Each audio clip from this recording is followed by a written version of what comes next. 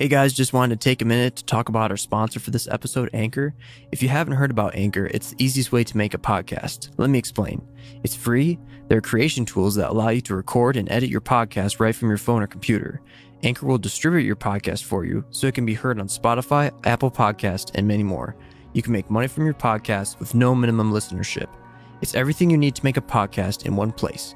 Download the free Anchor app or go to anchor.fm to get started.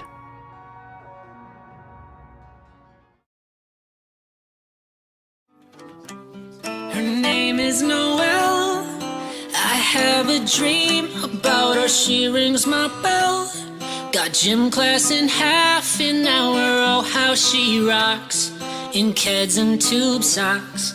But she doesn't know who I am, and she doesn't give a damn about me. 'Cause I'm just a teenage dirtbag, baby. Noah, thank you for coming on the podcast.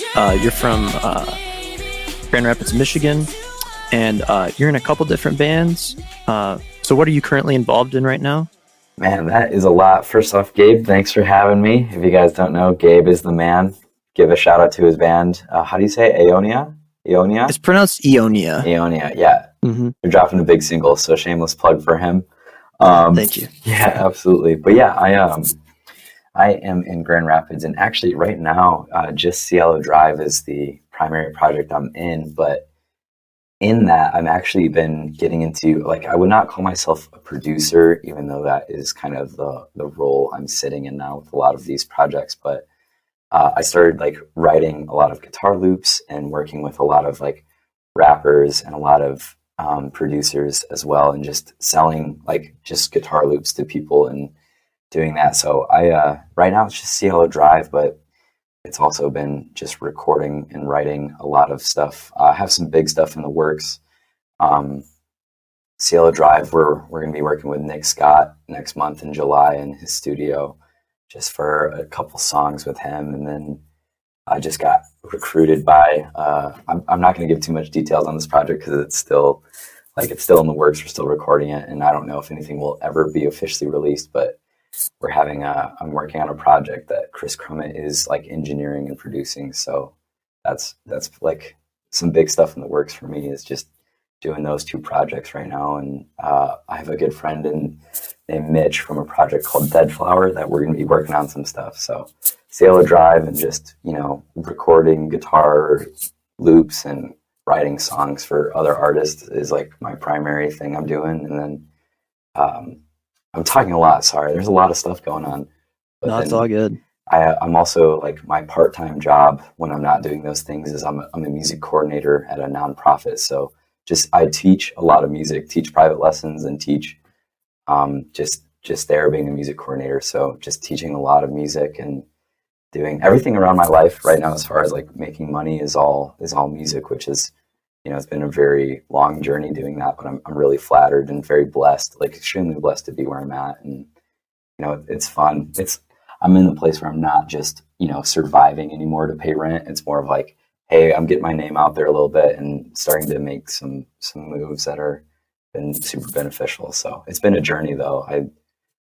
I quit my day job. Like, I worked at a guitar store, but Okay. I quit my day job in 2019, and then I was just gigging. I was just primarily like gigging musician, and then COVID happened, and then started getting into more of the teaching and then producing and writing music for other people. But yeah, that's like all the things I'm doing right now. It's very fun. It's very wild. It's, the world keeps you on your toes a lot. So sorry, I'm talking so much. It's all good.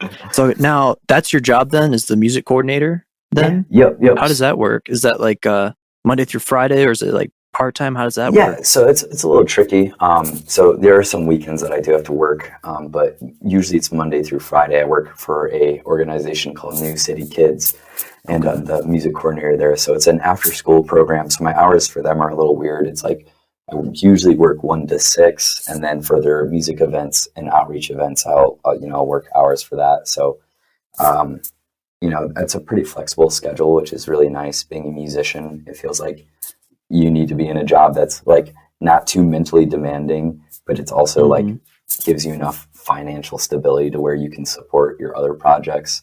So then when they take off, it's a juggling act for sure. But most of the time I'm working Monday through Friday, like 1 to 6, teaching music there. And then when I'm not doing that, I'm either teaching private lessons, like on the weekend, gigging, and then, recording. So like usually around like 7 to 11 is when I'm working with other artists and recording with them. So, and then, with COVID and everything, it was most of my finance, like I was getting money from playing shows. And then when that didn't happen, I was like, for a while there, for half of the year, I was just like, I don't have no idea how I'm going to make money off of music anymore. And I was definitely thinking about quitting. Vela had decided to kind of throw in the towel, and I was just really burnt out on music. And this is going into actually how Cielo Drive came to be, but I was just trying to figure out like what to do as an artist, as a musician.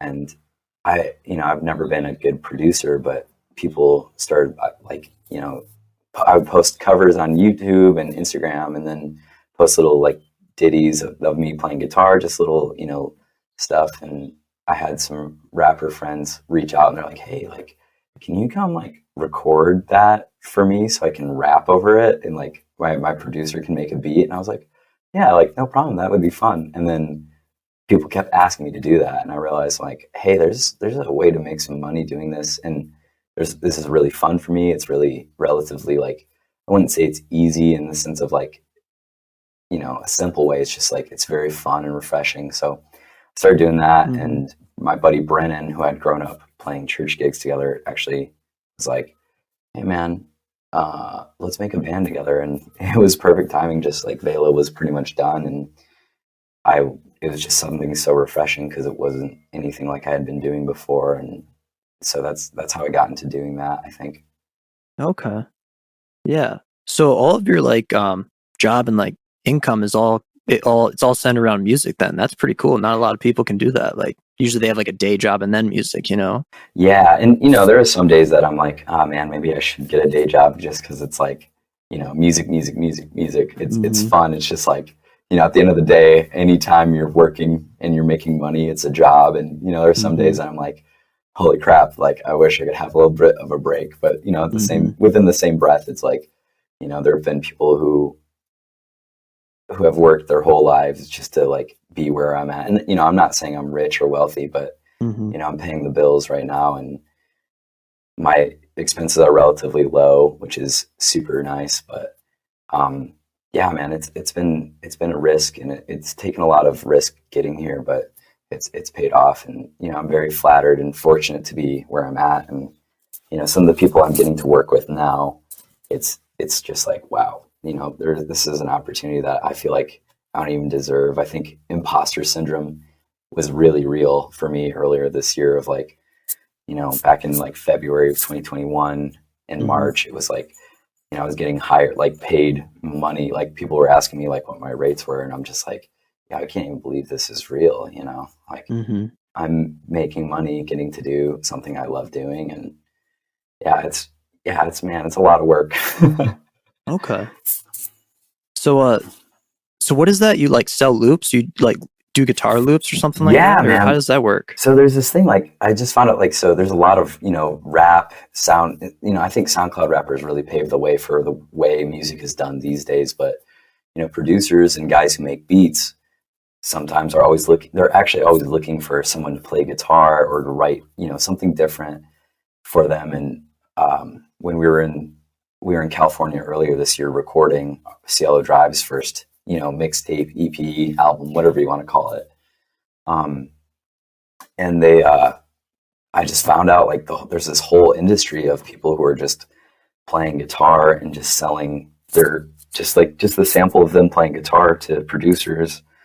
And, when people so I have it set up to where when people buy my loop, they have to buy it up front. And then when they release the song, I get a cut of the royalty because I help write the song. So it's like, it's never something crazy. And the reality is like nobody's making any huge money off of Spotify and stuff. But, it's been really fun of just, I just record loops, and, they have to be pretty good. So you have to learn how to produce first off. But I just started like writing just simple guitar loops, and selling them to producers after that Cielo Drive record was recorded. And that record label we were actually with, so that studio we're with has a record label with them. So they actually they like signed me or whatever, gave me a contract to work with them. And then, Oh, wow. yeah, Okay. man, it was super cool. But so at first, I started working with them, and then things weren't going the way I wanted to. So I kind of got out of that contract with them. That was a couple weeks ago. So now I've been doing independent work for just, doing my own stuff and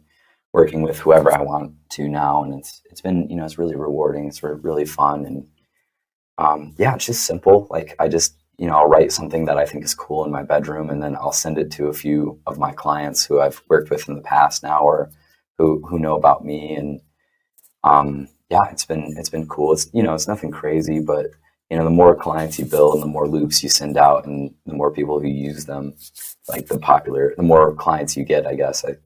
It's everything that I've been doing as far as like getting clients is really organic. I haven't really advertised myself too much as this, because I still feel like I'm not good enough to be like advertising a ton, but people will hear like Cielo Drive stuff, and then they'll DM me and they're like, hey, like, are you interested in working for like getting me some loops? And I'll send them some stuff, some samples, and tell them my rates and tell them what it's going to cost. And it's been really fun. It's really refreshing, and it's definitely been like, it's a wild ride, going from, so I used to play in Vela, which is like a metalcore band, and the music is very complex. It's, metal is a very different genre than what I'm doing now. And I think,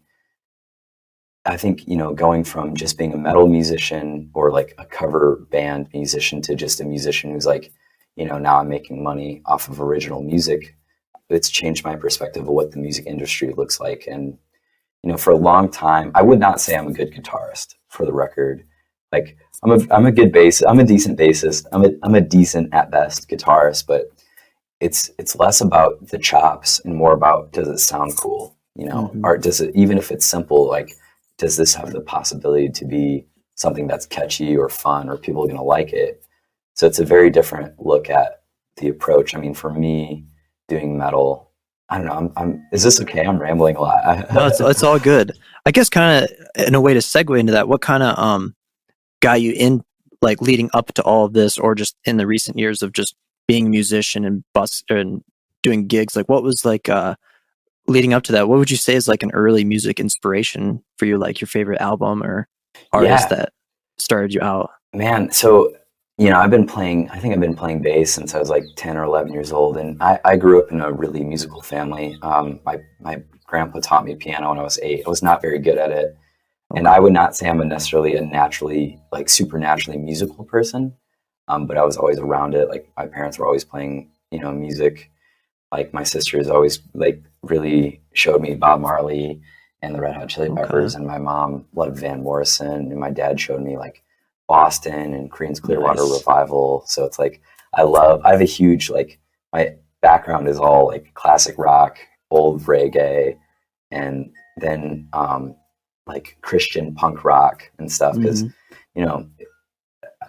so it's like what I love MXPX and like Flatfoot 56 and like Christian punk rock, stuff like that. That's how I was raised. And then I started playing in church when I was like 10, 11, 12 years old. So it was like, I was super blessed to be at a church. Like my parents went to a church that was pretty big and had a great worship team. And so I was really just around people who were good musicians from an early age, and started playing bass when I was 10 and joined the youth worship band when I was like 11. So, it was like, I was being around people who was like, hey, you have to play a certain way. Like if you're going to play with other people, you have to play like decent, you have to be in time, you have to be hitting the right notes. So it was like, on accident, I was being put around me in situations where it was like, that's what's growing me as a musician. So when I started getting older and, developing my own tastes around like 12 and 13, I loved like the Red Hot Chili Peppers. I think they were my favorite band. And, I started off as a bass player. So I wanted to be Flea so bad. And then I really got into Green Day, and there's a band, I don't know if they're still a band anymore, but 3 Days Grace. Like I was really into like I don't know what you would call it, radio, like butt rock kind of stuff. Mm-hmm. And new metal, I loved Korn and System of a Down. So it's like, those are the bands that really, like, at the beginning of my musical journey really inspired me. So I didn't get into like metalcore until much later. And I actually didn't even like music that had screaming in it, which is funny because I used to be a frontman, like screaming in a metal band. So yeah, I was really into the Chili Peppers, Metallica, Green Day, System of a Down, Korn, stuff like that. And then, and all throughout high school, even up until I was like 16. And then somebody gave me an August Burns Red CD. Yes. It was their Constellations album, and it like changed my life. I was like, whoa, this is crazy. And it, I still didn't love screaming, but they had this song called, oh man, what was the name of that song? It's a really pretty guitar intro. It's like super, I can't even remember the name of it. Was it like Meridian? Or I think it's Meridian. I think it was that one, which is almost all instrumental. And then, that song on the album, I was like, this is really cool. Like, this instrumentation is really crazy. Like, these bass parts are insane. And then obviously, their whole band is crazy. So I got into that, and then I found Parkway Drive and Stick to Your Guns, and it was like game over. Like, it was like, that's all I listened to for the next like 5 years of my life, pretty much. Okay. And the Devil Wears Prada. I think the first like metal show I ever went to was Volumes, The Ghost Inside, and The Devil Wears Prada. And it was just like, I was like seeing that live, because I've, growing up playing in church, is like most of my music experience was like playing music and seeing, whether it's a congregation or a crowd, like seeing their response, and then just being at that metal show and just seeing how metal was live was like, whoa, this is really cool. Like, the energy is crazy. The amount of people who are, into this music is so cool. And just the energy, I was like, just really into that. And so I really, I pursued metal for a long time after that. So, and then that, I went out to California. I did ministry school. I thought I was gonna be like a worship pastor, which is really funny because all I was listening to was metal at the time. But so I was playing on the worship team out there, and then one of their worship directors actually was like, "Hey, I think you have some potential to like write songs," which is crazy to me because I would never, like, I was just a bassist or like a really crappy worship guitarist, which, not to like crap on people who play worship music, but they're pretty easy songs. It's like you're dealing with 4 chords. It's in relatively easy keys like C, G, D, E. So it's like, it doesn't take much to play worship music. So I was like, doing that, and they approached me when they're like, hey, like, can I pay you some money to like help write these songs for me? And I was like, yeah. And I was just like, it was so foreign to me that I was like, just like, wow, this is a cool opportunity. And I didn't think much of it, which really, in retrospect, I was like 18, 19 at the time. And that was the thing that really, I think, put me on the path I was on to like start writing songs like as a career. And, we'll see how long I can last doing this music thing as a job, but just really flattering, like, getting paid to write people's songs. And it was, it wasn't crazy money or anything, but I was paying bills, paying rent. And, at the time in California, it's such an expensive state to live in. And I was just so broke. So I did that. And then, it just, once that project was done, I'm going to be honest, I don't even think any of like the songs I had written for that album actually made it onto the album. But, because the guy who had produced it, his name was Tim Kennan Jr., and he actually was a producer from the Midwest who had worked on a lot of metalcore albums from back in the day. So I got connected with him. He had worked on, I think, Attack, Stickly album from way back in the day. Like, I think, was it Joey Sturgis did like the primary production on that album or whatever, and Tim helped with that album, which is cool. I hope I'm getting this right. If Tim or Joey ever hear this, I'm sorry if I totally butchered all of those. Like, anyways, that's from what I remember him telling me. That's how that went down. But yeah, and that's how I actually got connected with doing my own music as a metal musician. So I had this project called My Idols, My Anchors, which became Vela. but I'd written, you know, a bunch of like 3 songs, produced, you know, half of them with him, and then released one of them. And that was called The Damage Done. And that was like the first song I had ever, like, I played all the guitar, the bass, sang vocals, like wrote the whole song, and then putting it out. And I was like, wow, that was crazy. I mean, it was a lot of work for sure. And I wouldn't have been able to do it without Tim's help, but it was like, hey man, this is a good song. This is like, you know, I have some potential here as an artist and as a musician. And, you know, I would still say, like, at the time I was not good as a guitarist. So it was like, you know, really sloppy. Like, it took forever to track all the guitar and the bass, but I did it, you know, and I put it out, and I was like so proud of it. And I still am, but I'm just in such a different place creatively. So, and then moving back to Michigan, started working at a guitar store in Grand Rapids called Firehouse Guitars. And then through that, met a bunch of people in metal bands, like started Vela, started with these guys, brothers named Mark and Mike. And then I met the dude Dakota, who now plays in Hollow Front, and they just got signed. And then I met through him this guy named Steve, who he was roommates with Seraphim, his old drummer, and then Frankie from Sleepwaker. So, and they all had a band that was, I can't remember, I think it was White Lake. It was like a deathcore band, and I was like, this is sick. So I kind of like, you know, was able to meet other musicians in the area through working at the guitar store, and then started Vela, which was super fun. You know, I was playing bass and screaming in that band, and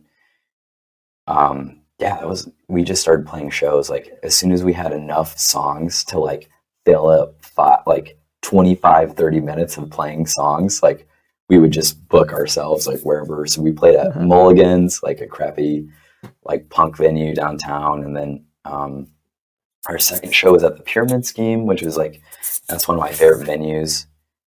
Oh crap! Yeah, I forgot. I played bass in a garage rock band called Eye Candy. Okay. Yeah. I've never heard about that. Yeah, I forgot about that. Yeah, I played. I was like in that band for a summer. Okay, this is where we're going. Yes, so I'm getting my dates mixed up. So as soon as I quit the guitar store, I'd worked there for about 2 years, and I quit there and then joined a country band. And I was supposed to have like, the reason I could quit my day job is because it was like, hey, I'm just going to play shows all summer long in this country band. Because I don't know if people realize this, but there's like tons of money in country music. Like country, like the more I've learned about production and just being a good musician, it's like country artists hire the best producers. If you want to hear a good produced album, just listen to country. Like, those guys are killing it. Nashville, like crazy good players. Even if they're playing like something simple, it's like, wow, this is so clean, like such good tones, such good production, such good players. And then, so joined the country band. It ended awfully. Like, it was horrible. There was a huge like dispute with a bunch of the members within like songwriting credits, who got what on the album. My contract with the band got like renegotiated halfway through the album. So instead of being a full member, I was just going to be a hired gun.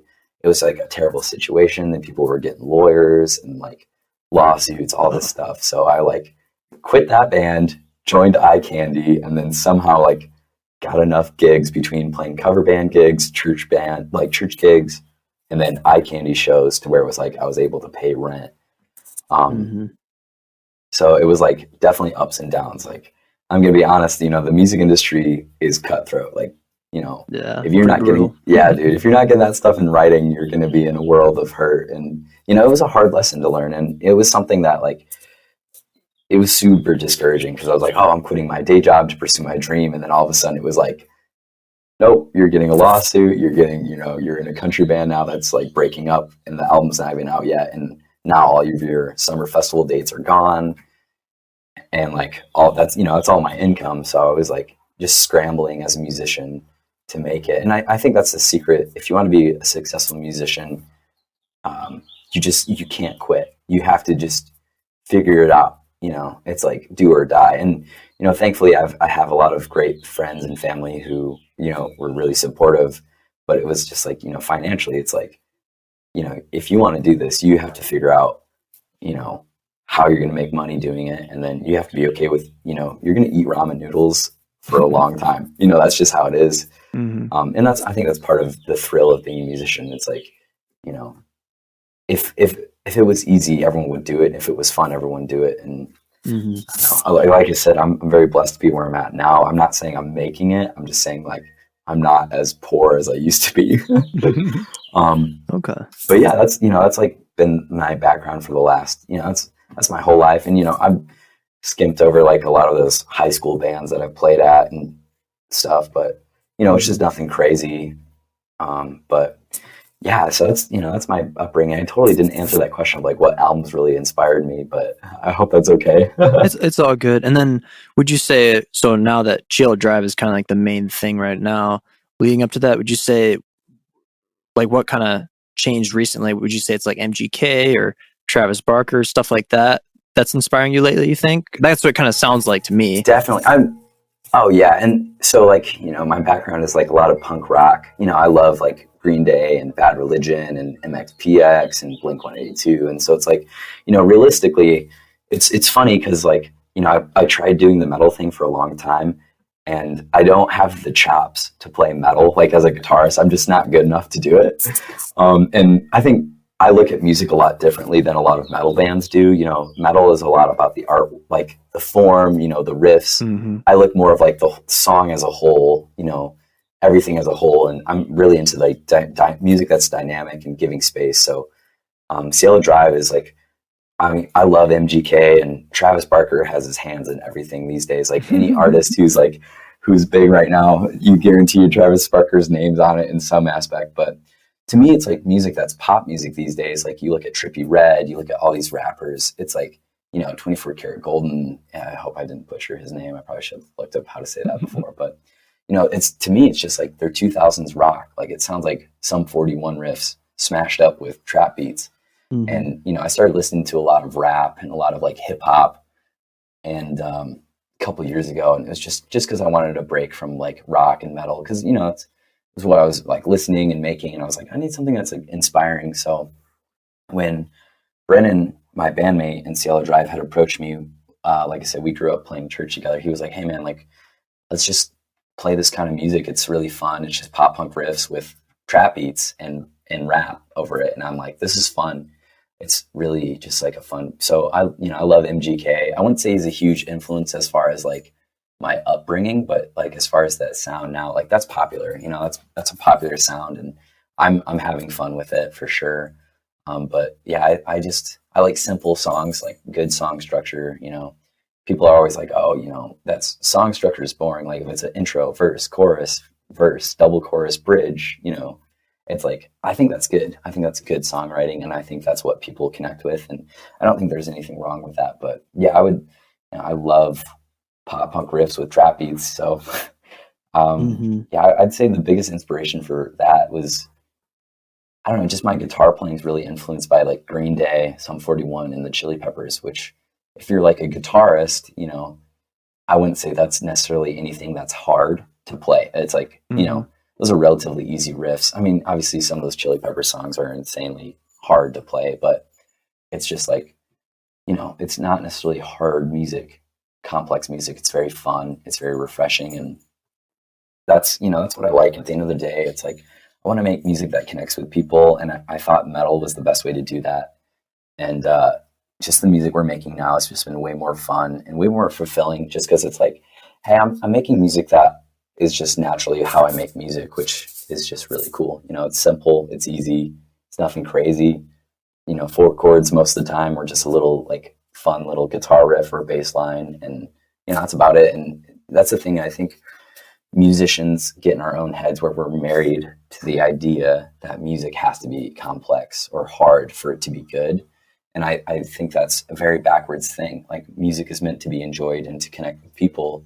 And if your music's not doing that, then it's like, it's hard to say it's good music, if that makes sense. That might be unfair, but music's about connecting with people, and all forms of music will connect with certain people. But just overall, I really just like the connection and making an experience for people to connect with. And that's why I love pop punk and punk riffs, and like pop music and punk music are very similar. You usually punk bands are playing 4 chords, like, you know, Blitzkrieg Bop by Blitzkrieg Bop by the Ramones is 4 chords, and I love that song, and so many people love that song. It's simple and it's catchy, and like it's you know, there's a lot of energy to it, and you know, people connect with that. And just because it's simple and easy doesn't mean it's not good.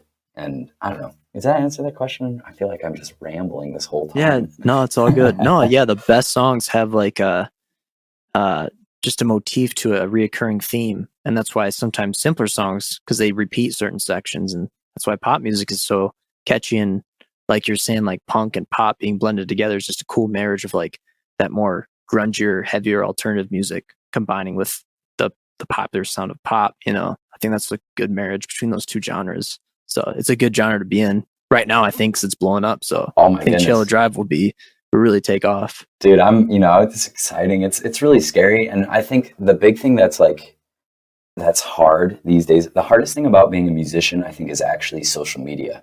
You know, like I know there's so many musicians who are way better than me, and they're not even on social media, or they're like, I refuse to wear, like, you know, I'm not going to have a theme for our photo shoots. I'm going to wear whatever I normally wear. And it's just like, okay, if you're going to do a disservice to your music if you're not going to go along with the social media game. So thank you, man. I appreciate it. I like pop music. I love pop music. Like, it's a weird thing to say because, you know, 10 years ago, I would have never said that. I would have said, oh, radio is stupid. And, you know, for the most part, I think 10 years ago, radio pop was not very fun or very good in a lot of ways. But I'd say pop music now is very exciting. Like, I don't know if you know Rick Beato at all. I'm not sure. He's like a YouTuber. He's produced a bunch of like cool like alternative rock records, but he always does this thing. Like, oh yeah, he's kind of gray hair, and he like, I've seen a couple of his YouTube videos. Yeah. Yep. So he like always does these videos where he like takes the top 10 Spotify or Apple Music songs, and he just was like analyzes them in, you know, real time. He's a genius, so he can do that on the fly. But it's like so cool if you listen to pop music, like 9 out of 10 songs are like have tons of guitar in them. Like, you know, guitar is cool again. Like playing guitar is fun, playing guitar is cool. And it's just like, man, it's a weird thing because, you know, 10 years ago, 5 years ago, even, it was like, yo, guitarists were not making any money playing guitar. You know, it was like, you got to play synths, you got to know how to do all this stuff. And it's just cool seeing guitar be popular in mainstream music again. So it's like, Cielo Drive is fun just because it's like I get to play fun pop punk riffs or whatever, and we just throw a trap beat behind it and some cool vocal effects, and it's like, yo, we got a song people are gonna vibe to. Like, I don't know, it's a way less stressful process than like making metal music, because it's like, I don't know, you relate to that. Gabe, if you guys don't know, Gabe is an incredible guitarist and producer and songwriter, so it's like he's a genius. And I can't function on that level as far as making music because I just am not that smart. Thank you. Yeah, dude, absolutely. You rock, bro. Thanks, man. But yeah, I guess kind of to segue into that, like writing your music, like what is the writing process for Cielo Drive? I guess like starting from like starting at like the inspiration, like what do you get like inspired from, or are you just like listening to a certain playlist or something and then you write it down, or like record an idea on a voice memo or something like that, you think? Or how does it start? It depends, because me and Brennan, I think Brennan, my bandmate, he's one of the best lyricists and songwriters I've ever met myself. Like, it's fun because I look up to him, and now I'm in a place where he thinks my ideas are fun and cool too. I pretty much I listen to a lot of I just listen to music I like nowadays. Like when I was doing metal, I would listen to a lot of metal and like, okay, who's making the best metal? Who's got the best riffs? Who's got the best drum beats? You know. But now it's like I listen to whatever I want, and it's just way more fun and satisfying. So I love like 80s. I'm on a huge 80s kick right now. Like anything from the 80s, I think is wild. Like I love Talking Heads. I love the Cars. I love like The Cure, stuff like that. And then a lot of the punk rock, Bad Religion, you know, the Descendants, stuff like that. And okay, so it's like, and the Chili Peppers, like I'll just throw on some of that stuff. I'm like, this is fun. It's just cool music. And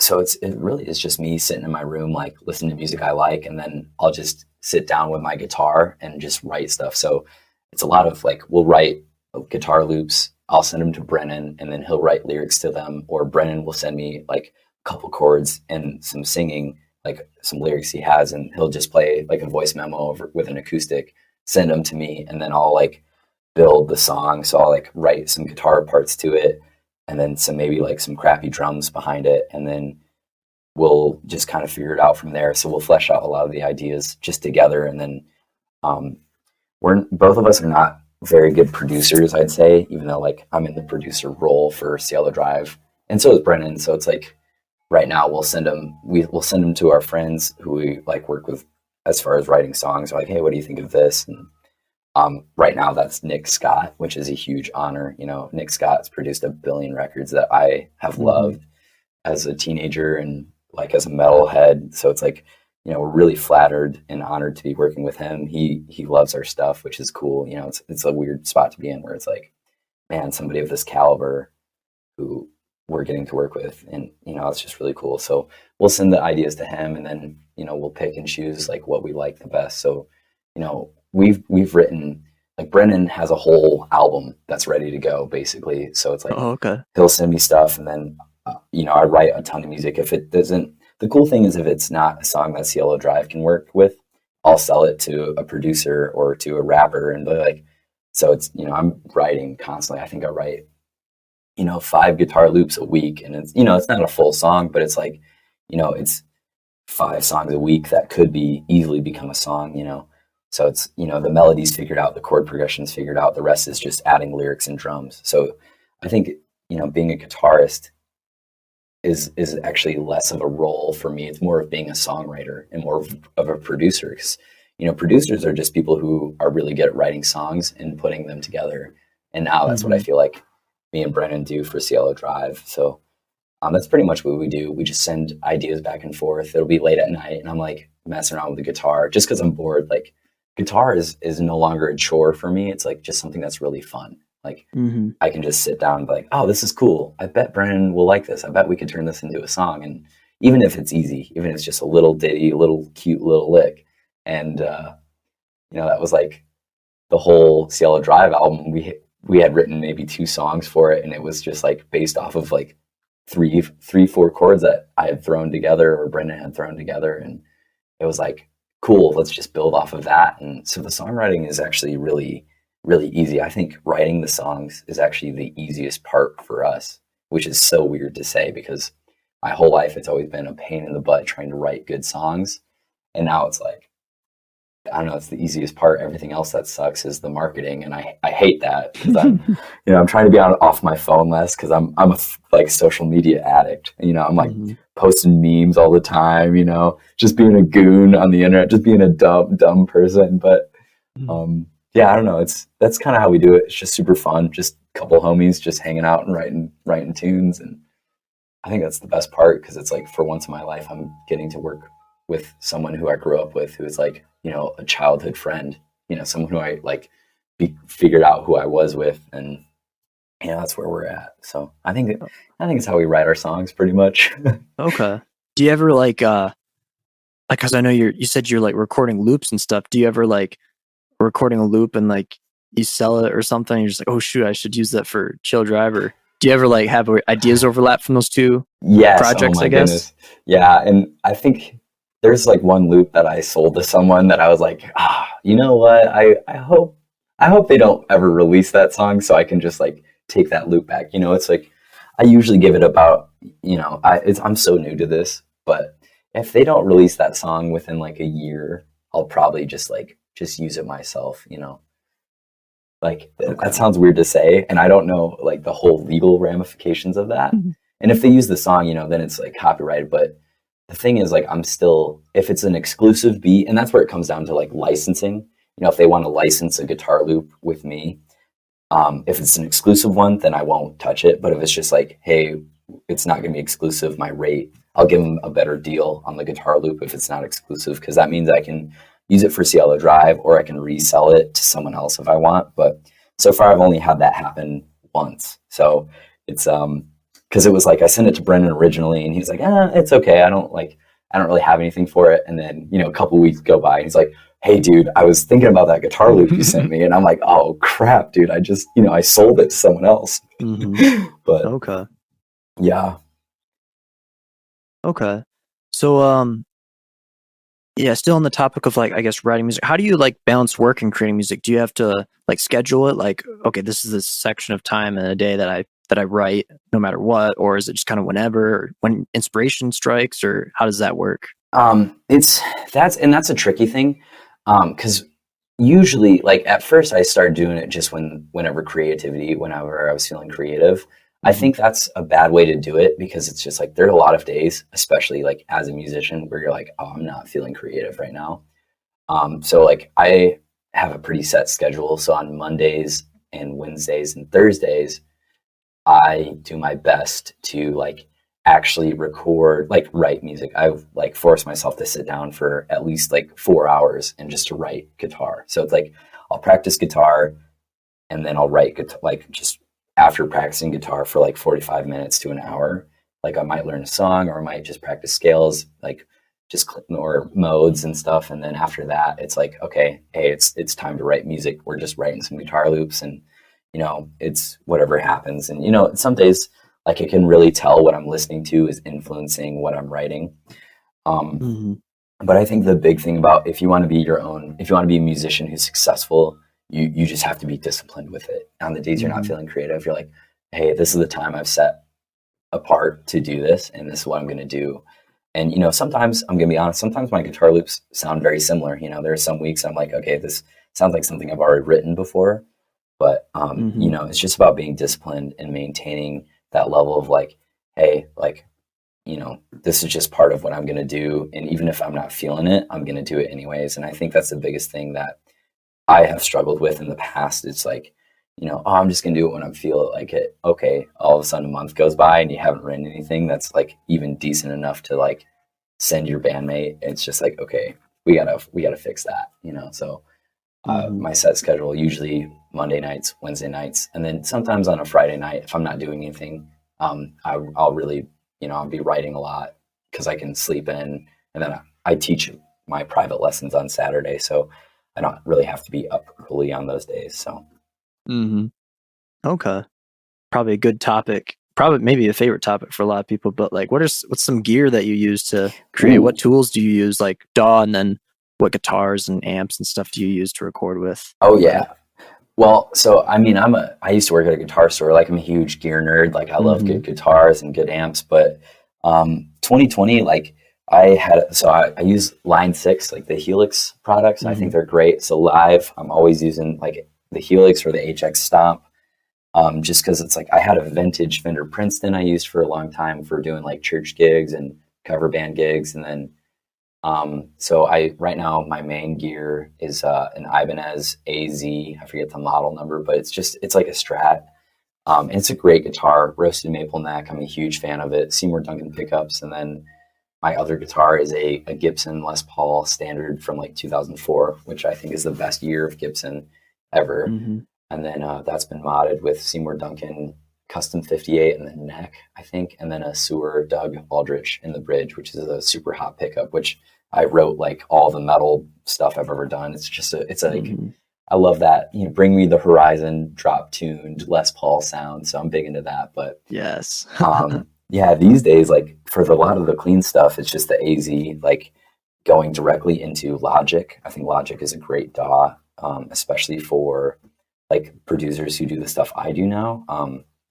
Just it's a very user friendly DAW, and it also has really great stock like plugins, which is amazing. And then so if I'm not using like the Line 6, what's it called? The native HX native Helix. Yeah, native. that's the plugin. Yeah. Yep. So I use that plugin a lot, and then when I'm not doing that, I'll just use the stock Logic plugin. Like this is gonna sound crazy, but the whole Cielo Drive first album is all stock Logic plugins. Nice, dude. It's crazy. Like it's just like at the end of the day, like I want to be a huge gear nerd. Like okay, we're gonna plug this, crazy mic with this vintage Fender amp or this vintage Marshall or vintage Vox, but it's all stock plugins. And it's crazy that we live in a time where it's like digital plugins is the way to go. Like I've used Kempers a lot. I like Kempers in the past. I've used those like on all the worship albums I've done. It's been like Kempers or like Vox AC30s.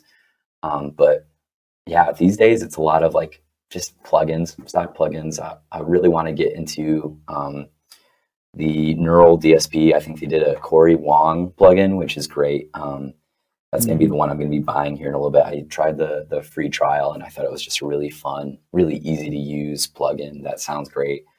And that's the thing, like, you know, I'm working with producers who, you know, they have different expectations. Like every producer I've sold a loop to has like different expectations of what they want it to sound like. So some of them are just like, just send me the raw stem and I'll just do it myself.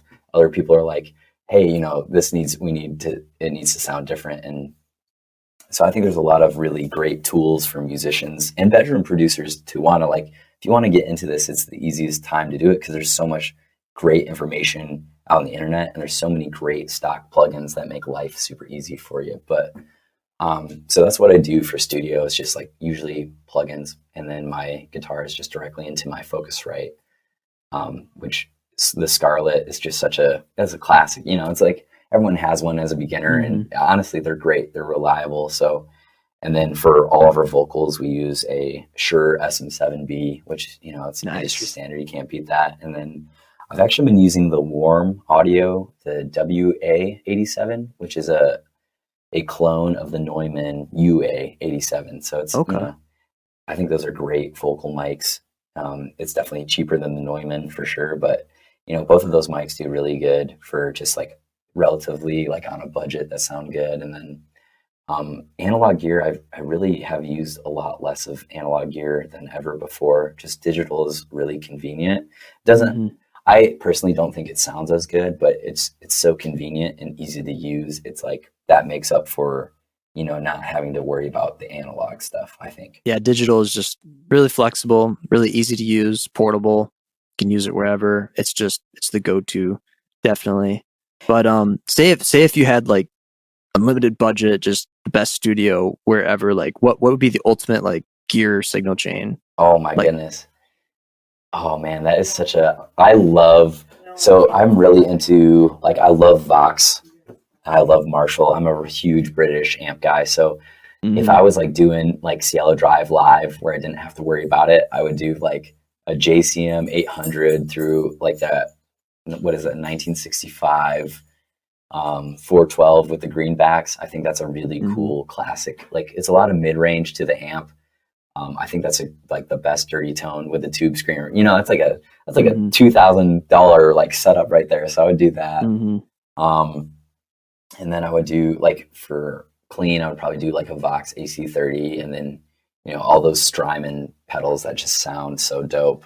So I would probably do that for guitar, and then maybe a Fender, like a Princeton, like an actual 65 Princeton, not a Princeton, I'm sorry, deluxe reverb. I think that would be the best sounding, you know, setup as far as that goes. Just between those three amps, you can do anything. And I love if I'm doing high gain stuff, you know, maybe like a original PV 5150 big block.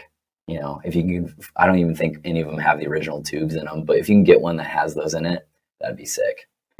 So, and then obviously the Mesa Boogie 412, what is it, Powerhouse Cab traditional? I don't know. I forget what they call them. Something like that, yeah. Yeah, as far as guitars, that would be what amps, those would be the amps I would pull from. Just, it's like so many classic records, and, you know, I wish I had some like setup that would be really revolutionary, but you know, that's about it for that. Like just those amps alone sound great. And then, you know, tube screamer. I'm a huge fan of the Maxon 808 tube screamer. I think it's the best sounding tube screamer I've ever used. And then probably a Klon Centaur, and then yeah, between those, like overdrives. And then I would probably have I would really like the Red Llama from Way Huge as a fuzz pedal. I think it's a really great sounding fuzz germanium circuit, I want to say. Which I'm not a huge fuzz guy as of like my older stuff, but the new stuff, it's kind of fun live. And then, yeah, to be honest, I love the Line 6 delays and reverbs. I think they sound really good, but if I wasn't using them, I would do the Strymon, you know, the Big Sky and all that. Like that stuff, it's expensive, and it sounds great and everyone uses it. Like Architects, like one of their records, they were like, yeah, we didn't use any synths. It was all like the Strymon, just like reverbs and delays. Really? Yeah, dude, it was crazy. I did not know that. Which album was that? Oh man, it wasn't their new stuff. I think it was the album before that, the one that had oh man, I think whoever Josh, is that their guitarist who'd passed away? Yeah. Yeah, the album right after he passed away, I think was the one that they did that on. The All Our Gods Have Abandoned Us Yes, album? yep, Is that that it? album. Yep, I'm pretty sure they said they're like, yeah, we didn't use any synths. It was like all guitars and like Really? Strymon delays and stuff. And I was like, wow, that is crazy, because the soundscapes they made for that album were huge. Mm-hmm. So I love that. Okay. Yeah, and I wish I could afford to use some sweet. I would probably use some Wave SSL, like some of the Waves plugins in with that for myself, but I don't have the budget for that right now. But and then guitars too. If I can have whatever guitars I want, I would probably have some like Fender custom shops, some Gibson custom shops, which I love those. I love Strats. I'm a huge Strat guy these days. I love those, but I don't know, some of the Kiesel stuff, some of the Strandberg stuff, or what is it, Mayonis from Poland or whatever. Yeah, those are dope. Dude, they make some beautiful guitars, and they play incredible. But for pickups, I'm a huge like HSS, like hum single configuration guy with a coil tap in the bridge, just to get that super Strat tone. So if they made a Strat kind of sounding guitar, I would probably rock that. I would love that actually. But okay, yeah, that's what I would do for gear. And then basses, if anyone's curious, I just use a Fender. It's like the Deluxe P bass, so it's like split coil in the neck and then a single coil in the bridge with like active passive.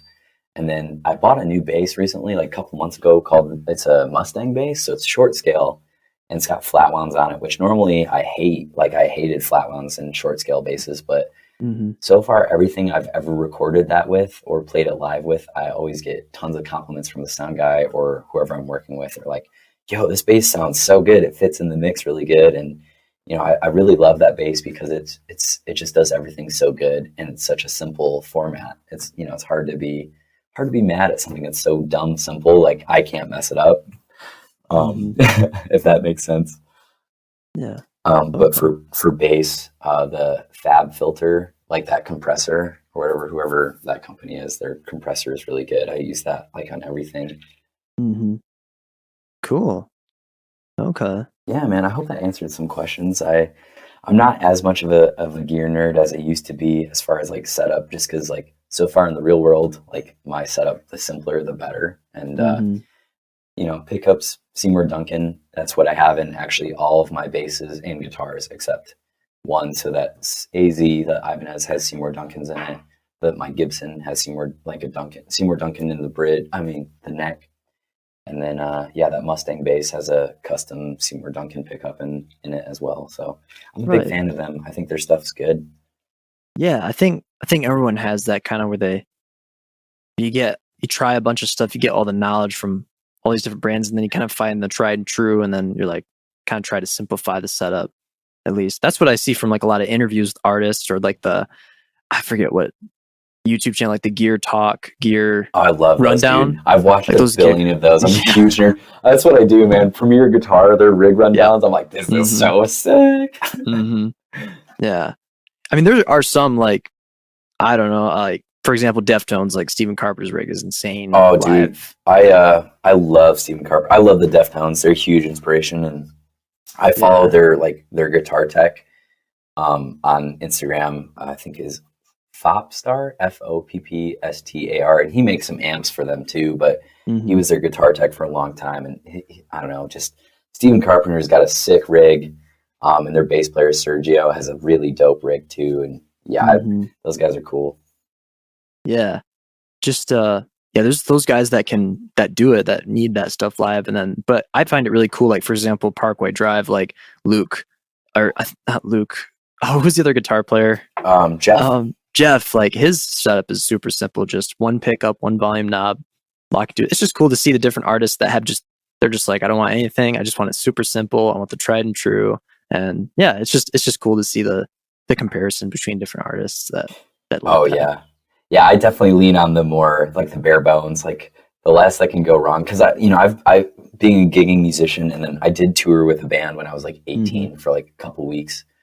Um, and so much stuff goes wrong, so much stuff breaks, and like I'm clumsy as it is. Like I've dropped guitars on stage, I've had all sorts of stuff break on me. It's like, and I sweat a lot, and I sweat through like pickups and electronics. Like I had a Music Man Stingray that it went out on me on a gig because I like my sweat like corroded all of the electronics on the inside of the guitar, man. and I was like, this kind of sucks Mhm. because it's expensive to fix, it's hard to get parts, especially these days. Like COVID totally ruined getting parts for guitars. I feel like it's super hard to get stuff. Yeah. So if you could collaborate with anyone in the music industry or producer or whoever, like who would you want to collaborate with? Shoot. Right now, let's see. If I was like writing for someone, if I was writing loops or beats for someone, I would love to work with Trippie Redd. I think that he would be super fun to work with. Just like I would love to cook up with him in the studio. As far as producers, I would love to work with Andrew Watt. He's Post Malone's producer, and he's worked on like some of Justin Bieber's stuff and some of Miley Cyrus's stuff, I'm pretty sure. And then, so between them, and then I would say John Bellion, I think I would love to work with him. And if it was for Cielo Drive, I would say maybe Andrew Watt, John Bellion, and then Zach Cervini. He just did All Time Low's last record, which turned out really good. I liked the tones, I liked the songwriting, the production on that. We actually emailed him. He actually emailed us back about doing rates and stuff, and those guys are expensive for sure. But I'm actually so stoked to work with Nick Scott right now. I think that's been he's been someone who I've always wanted to work with, even for metal, like even before I was doing the music I'm doing now. But as far as artists go, I think Trippie Redd, MGK would be really fun. This guy named Poor Stacy, his project's really cool. Travis Barker really helped produce that, and I would love to work with him. But between Trippie Redd, Jutes, MGK, I would love to do a Miley Cyrus record too. Oh man, okay. I think that her last album was like so fun. If she was ever like, I want to do some like emo trap, some like hyper pop, hyper punk stuff, I would be like, yo, hit me up, dude. And it sounds like crazy to say just because she's like such an established person, but I think that would just be a really fun time, just working with an artist of that caliber. So I'll say Trippie Redd would be number one as far as artists go, but if it wasn't him, MGK, Trippie Redd, Jutes, maybe Kid Laroi, if you ever wanted to do like more pop, like more punk. If you want to do more punk music, I would love to do something with him. But yeah, if you like the Deftones, check out Trippie Redd's last album. Like Chino features on a song, which is cool, but to me it just sounds like 2000s like alternative rock, which I totally love. So it's I think it's really cool. So I'll go with that. And then producers, Andrew Watt, John Bellion, and Zach Cervini. Those would be the guys. Oh no, I lied. John Feldman. John Feldman would be the guy I'd want to work with the most. Okay. He played guitar in Goldfinger and sang in Goldfinger, and then he produces. I think he produces Mod Sun, and I think he helped do MGK's last record, which obviously is a huge record. Went like number one, and I forget how many times. Like it's a gold record or a platinum record, whatever. I don't know if it's platinum, but gold for sure. And so John Feldman, change my answer. John Feldman, number one producer, and then Trippie Redd for artist, and second place would be Miley Cyrus. Okay, cool. Yeah, that's an interesting batch. It's different, but definitely some established artists there, so that's cool. Yeah, man, it's fun, and like everyone I'm getting to work with now, like in the grand scheme of things, we're nobody famous or anything like that, but it's been fun.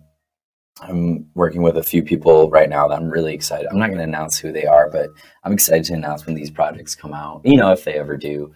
But I'm, like I said, this year I'm getting to work with Nick Scott on a project, and then a project I'm doing is getting going to get recorded by or produced by Chris Crummett. So that's like, it's another idol of mine. I love Dance Gavin Dance. I love what he's done with all of the Dance Gavin Dance stuff. And, that's going to be a really cool opportunity for me. So between those two, like working with Nick Scott and Chris Crummett, that's like, that's I'm very honored to work with those producers of such high caliber.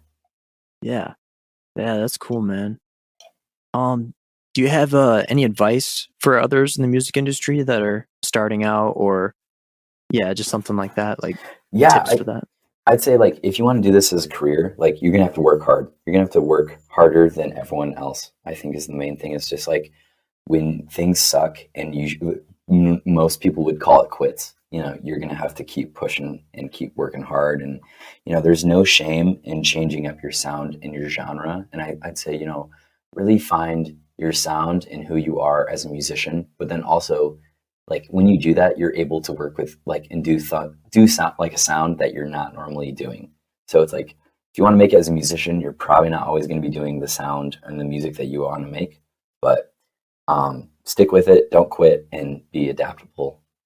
Oh, I think the other thing is, like, show up on time and be someone who's easy to work with. Like, don't be a diva. You're there to, like, work, and you're there, like, it's a job. And, obviously being a creative, we really have this idea of our vision of what we want things to sound like, but be someone who's easy to work with, I think, is the other thing. So work harder than everyone else. Don't quit, be disciplined, and then be easy to work with, show up on time. And, I don't know, that'll take you farther than anything, like just not quitting.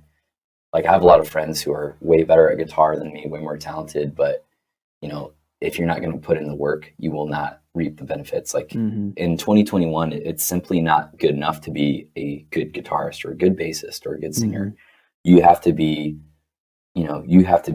going out and making opportunities and networking. And, I'd say work hard. Yeah. Work hard, be flexible, show up on time, and, don't be a dick. Don't be a douche. Yeah, exactly. And if you are, people aren't going to work with you, even if you are good. Like, people probably won't work with you. Yeah. Networking is a huge thing. Being an agreeable person, for sure. So any material that we should be watching out for? Any singles right now, or is it just kind of are you in the writing phase, or is there something planned for release? And we actually have like all the songs written for our next. We're going to do 3 singles this year, at least for recording new stuff. The new song we're probably going to drop in, I want to say October. So we're going to record it in July, and then we're going to set on it for a couple. We're going to set on all these songs for a long time. But yeah, I think this is the other thing too. The industry is not based off of an album. Like, people don't care how much, like, an album. If you're dropping an album, it's not the way to do it. I'd say doing singles is a lot better way of doing it. So we're going to drop a new single in September or October that we're super stoked about. We're actually going to play it at our show. We have our first show, June 26th. We're doing a benefit concert with some good friends of ours in a band called Casa Blue, and then our buddy who's a DJ called Ghost Wallace. Shout out to them for letting us hop on this bill. And but yeah, our new songs coming out September, October-ish, and then the other ones we're gonna probably release November, and then actually the new year. So we'll have 3 new songs coming out October, November, and then in January of 2022. For Cielo Drive, which is slow going. Like, I know it's like not ideal for us, but that's where we're at. We want to really release these singles. Like, it's like you pretty much release your single how you would release an album. Like, you do a music video for it, you do all these social media campaigns, you reach out to all these bloggers, and actually don't do blogs. Music blogs would be good if it was 2011, but social media pages, I guess, like Instagram. And yeah. So, and we have a busy summer of shows. Like, we're doing a show this month, recording next month, and then we're hitting it pretty hard for August and September. We're playing. I probably shouldn't announce this yet, but by the time this is out, we're going to be playing a show at the Music Factory with Dead Flower and Unwell. They're like a new hardcore kind of like pop punk kind of vibe.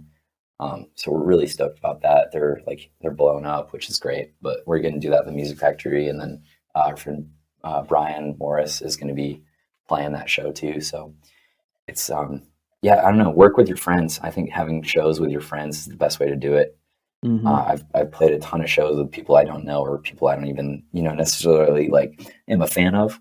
So it's like it's cool that now we're getting to a place where it's like, we're working with people who we're like we know we enjoy, or at least we're friends with some of the members in the band. So we're very blessed to do that. So new music coming out, and then follow the social media stuff. We have a music video for Teenage Dirtbag, which we put out, and then we're gonna be doing a couple more music videos as far as like just with stuff on disc one. So we're gonna do one for Girls and then one for Hate Me. So that's about it though for us for this year.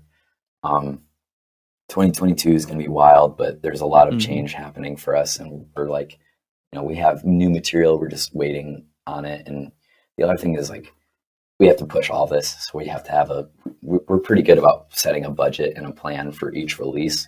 So that's the main thing of what's pushing us back, is just like, we have so many changes because Brennan will be moving back out to California for a little bit. So we're going to be, it's the internet makes it really easy to make music even when you're in different states, but that's one of my best friends. So it's like, we're going to do some shows in the fall out in California as well. So I think in November, we're going to be doing some shows in Northern California, in Redding, Eureka, California. And then we're going to be playing down in Santa Rosa and I think Sacramento and hopefully San Francisco. We're still waiting to hear back on that. But yeah, the other thing is too, if you're in a band, if you take this seriously, you're going to be planning like 6 to 12 months out. So we're like, we're already looking at what 2022 is going to look like for us as far as, playing shows, recording music, doing music videos. And it's just, it's a lot doing this professionally. It's like, it's a lot of meetings, a lot of planning, and a lot of behind the scenes that, I used to never think about. It's like, oh, what are we doing next year? Oh, I have no idea, and now it's like, oh man, I have a huge, like 2021 is such a busy year for us. Like between me recording Cielo Drive, this new project that I'm doing, 3 new projects, because I'm producing a few other people. It's, it's a lot. Like every month I have like one show and then like 3 recording sessions every month. So it's, it's been a lot. So I think another advice, if we go back to that, is, definitely if you want to do this professionally, you got to plan and you got to be strategic about everything you're doing. But as for Cielo Drive, 3 new singles with Nick Scott, which is going to be so dope. Yeah, and going back to the singles, I think just at the root of it, having just a plan to release singles allows for all the other planning to just be easier, and just focusing on the one thing, just focusing on the one single versus like an album, like the other songs might get lost in the mix and you don't like promote those songs as much, Yeah, absolutely. And I mean, you probably relate to this as like someone who's a creative and someone who's doing music. It's like, social media is throwing so much content at people. Like different bands are putting out good content all the time. And it's like, even good content these days, I feel like doesn't get as much traction as it did, 2 years ago, 3 years ago. And it's like, so instead of like putting out all of your content at one time, just being strategic and just like, okay, we're going to do a single this time. We're going to do a music video for it. And dude, you hit the nail on the head. You were so right. The better you promote your single and like what you're doing, the better you will set yourself up. Like it's easier to get shows. If people like your music and it does well, like your single does well, people are like, oh, this is sweet. Like, you want to play a show? Like, do you want to play at this venue with us? It's so much easier. And that's the thing that I have loved about Cielo Drive. It's like, so far we have not asked to play anywhere. Everyone has asked to play with us. So nice. That's like completely different for when I played in Vela or Eye Candy. It was like, we were begging people to let us play at venues, Okay. And I guess it's a little different too, because that was, pre-COVID, but so far Cielo Drive, it's been like all of the gigs we've landed have been like, good sized venues for us that people are just like, hey, can you guys please play this show with us? We would love to have you on the bill. And, I think that's that's where you want to be as an artist, where people are approaching you instead of you having to approach other people. Mm-hmm. Okay. But in that, you have to be cautious too, because it's like, you know, if they're strangers, they usually don't have your best, you know, they don't have the best intentions all the time too. Like, we've been approached by a few like booking agents and management companies, and we're like, you know, looking over the specifics of these deals, and you're like, yo, this is like, we're getting the shaft, like the end of the stick here with these people, you know? Mm-hmm. So, you know, you got to be cautious, but you know, it's, you always want to be in the position of like, you're able to get, you know, people asking you about it. Is there any music you want to plug, or like stuff that you have out now and socials you want to plug? Yeah, dude, that would be awesome, man. Thank you so much. So, Cielo Drive Disc 1 is on Spotify, iTunes, everywhere you stream music. So definitely Disc 1. That's our debut album. It's a fun one. We did a cover of Teenage Dirtbag by Wheatus, and then my favorite song on the record is actually the last song. It is called "You Should Pray." I think it has a really cool guitar solo in it that I'm really proud of. It's kind of metal. It's like there's some tapping in it and just some shred. And I'm not a good guitarist, so I think it's a cool solo. And then yeah, so all of our social media is super easy. It's just at Songs by Cielo Drive, and Cielo is Cielo Drive. So yeah, I would definitely, you know, appreciate anybody who gives us a follow, checks us out. But yeah, Songs by Cielo Drive. At Songs by Cielo Drive, excuse me, and yeah, listen to our album Disc 1 out now, and then yeah, check out later. That's all on sick, and that's all on Spotify, Apple, YouTube. Yep, Spotify, Apple Music. Yeah, so if you just type in Cielo Drive and then any of our songs off the album, you will easily find us. So cool. Cielo Drive will come up, and if you're on Facebook, Instagram, or Twitter, it's at Songs by Cielo Drive. So if you type in, like, we have one music video out on YouTube, Cielo Drive, Teenage Dirtbag, and then cover. It'll be the only thing that pops up, I'm pretty sure. Okay.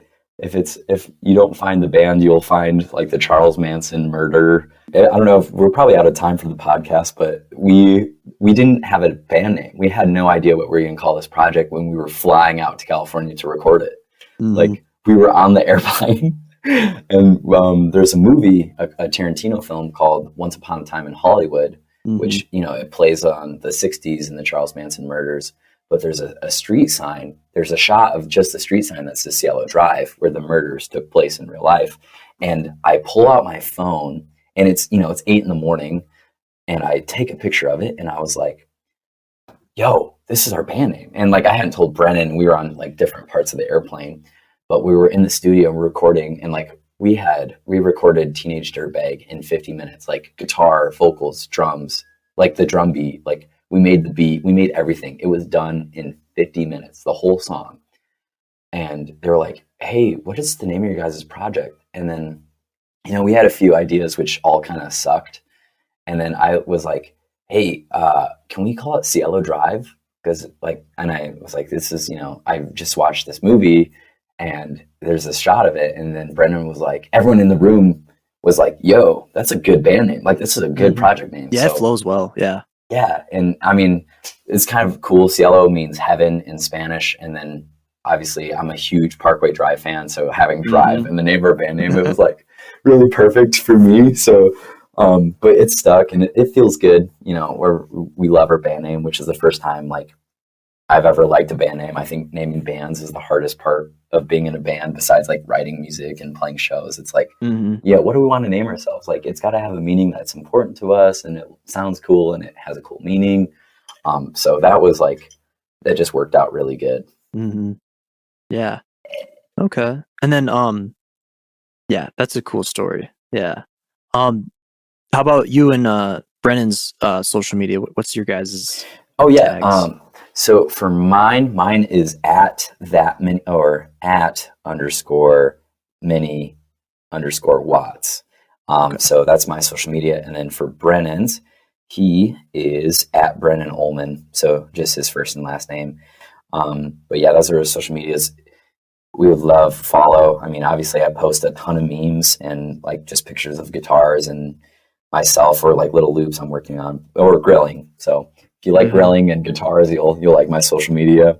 But yeah, so at that many watts, and then for Brennan, just at Brennan Ullman, no space or underscores. So Okay. Yeah, that sounds good, man. Yeah, well, that's about all I got. So yeah, thank you for coming on the podcast, man. Yeah, thank you so much, dude. How she rocks in Keds and tube socks, but she doesn't know who I am, and she doesn't give a damn